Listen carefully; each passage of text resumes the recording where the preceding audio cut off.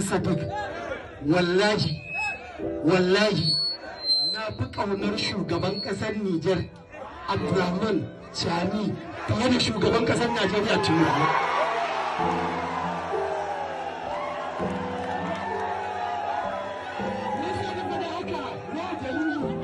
Har cikin zuciyata na san cewa Chani yana ƙaunar mutanen Afirka, yana ƙaunar Afirka, yana ƙaunar ƙasarsa, yana ƙaunar al'ummar ƙasarsa,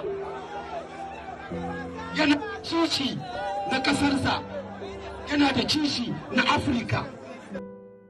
Ku yi rekodin wannan maganar da zan faɗa, ku shaida duniya cewa ni Sadiq Sani Sadiq, wallahi na fi ƙaunar shugaban ƙasar Nijar Abdurrahman Chani fiye da shugaban ƙasar Najeriya Tinubu.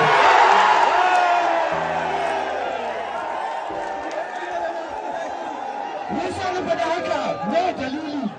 Har cikin zuciyata na san cewa Chani yana ƙaunar mutanen Afirka, yana ƙaunar Afirka, yana ƙaunar ƙasarsa, yana ƙaunar al'ummar ƙasarsa, yana kishi na ƙasarsa, yana da kishi na Afirka. Al'ummar ƙasar Nijar, ina so ku san wani abu. Ku tashi da gaske, ku tashi da gaske, ku tallafa ma hukumar ƙasarku wajen saka ido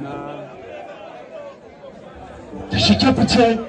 Tuno ya ga takarda ido da za ku gani da ba ku da shi ba da ku yarda da shi ba, saboda aikin tsaro ba aikin hukuma kaɗai ba ne, aiki ne na 'yan ƙasa da kuma hukuma. Dole sai 'yan ƙasa sun ba da gudunmawa sannan hukuma su samu abin da suke so.